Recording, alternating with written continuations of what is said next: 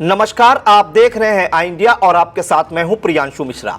UP में विधानसभा उपचुनावों की तारीखों का ऐलान हो चुका है, लेकिन भारत निर्वाचन आयोग ने यूपी की केवल 9 सीटों पर ही मतदान की घोषणा की है। सबसे ज्यादा चर्चाओं में रहने वाली अयोध्या की मिल्कीपुर विधानसभा सीट पर चुनाव न होने की घोषणा से सुर्खियों का बाजार और भी गर्म हो गया है। दरअसल यूपी के अयोध्या में मिल्कीपुर विधानसभा सीट पर उपचुनाव प्रस्तावित था, लेकिन निर्वाचन आयोग ने इस सीट पर चुनाव का ऐलान नहीं किया। अब इस पर भारत निर्वाचन आयोग के मुख्य चुनाव आयुक्त राजीव कुमार ने बड़ी जानकारी दी है। राजीव कुमार ने कहा है कि जिन सीटों पर उपचुनाव की तारीखों का ऐलान नहीं हुआ है, उनको लेकर इलेक्शन पिटीशन यानी कि कोर्ट में मामला पहुंचा हुआ है, पेंडिंग है। मिल्कीपुर में इलेक्शन पिटीशन पेंडिंग है, इसलिए मिल्कीपुर का नाम नहीं है। चुनाव आयोग की इस घोषणा के बाद यहां चुनाव का इंतजार थोड़ा और बढ़ गया है। बताया जा रहा है कि साल 2022 के विधानसभा चुनाव में सपा विधायक अवधेश प्रसाद से हारने वाले बीजेपी के पूर्व विधायक बाबा गोरखनाथ ने अवधेश प्रसाद के खिलाफ इलाहाबाद हाईकोर्ट में याचिका दायर कर रखी है,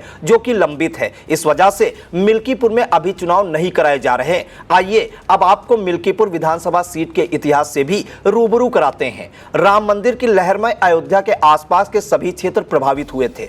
ऐसी ही एक सीट थी मिल्कीपुर विधानसभा सीट। यह सीट कभी वामपंथी पार्टी सीपीआई का गढ़ मानी जाती थी, लेकिन राम मंदिर की लहर के बाद से यहां की हवा बदल गई। यहां पर 1991 में पहली बार भाजपा के हाथ यह सीट आई। मिल्कीपुर सीट के बनने के बाद 1969 में भारतीय जनसंघ पर लोगों ने विश्वास जताया था। यहां से पार्टी प्रत्याशी हरिनाथ तिवारी को जीत मिली थी। 1974 में कांग्रेस के हिस्से में यह सीट गई और पार्टी के धर्मचंद ने यहां से जीत दर्ज की। इसके बाद शुरू हुआ नया बदलाव। यहां से सीपीआई के कद्दावर नेता मित्रसेन ने एंट्री ली। उन्होंने 1977, 1980, 1985 और 1993 में जीत दर्ज कर इस सीट की हवा ही बदल दी। उन्होंने मिल्कीपुर सीट पर सीपीआई का ठप्पा लगा दिया, जिससे हर पार्टी के लिए यहां से जीत पाना नामुमकिन सा हो गया था। मित्रसेन 1989 में सीपीआई के टिकट से लोकसभा पहुंचे। मित्रसेन के स्थापित राज को राम मंदिर की लहर ने तोड़ने का काम किया। लेफ्ट के किले की सीमाएं इस लहर के कारण टूट गईं।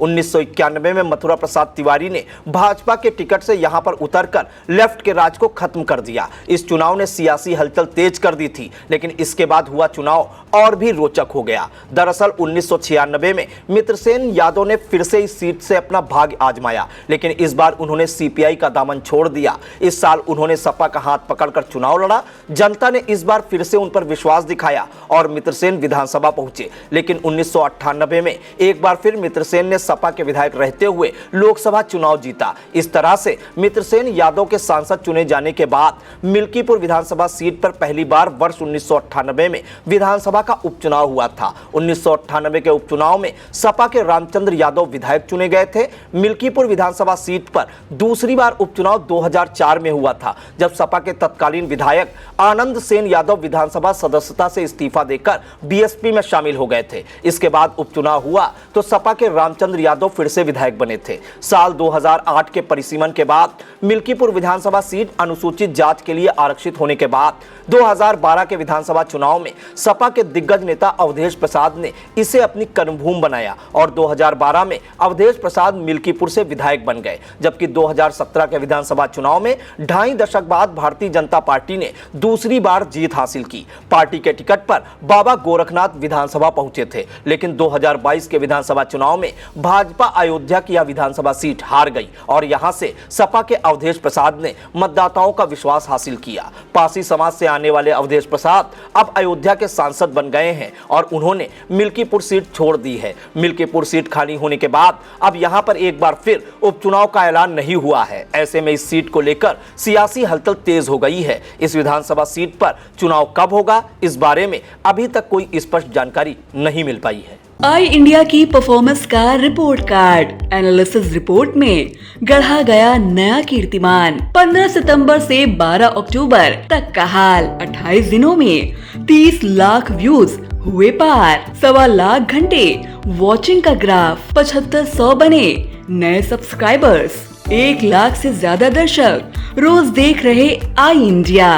5000 घंटे पहुंची डेली वॉचिंग। शुक्रिया हम पर भरोसा जताने का। संकल्प बेहतर से और बेहतर बनाने का। देखते रहिए आई इंडिया, खबर आपकी, नजर हमारी।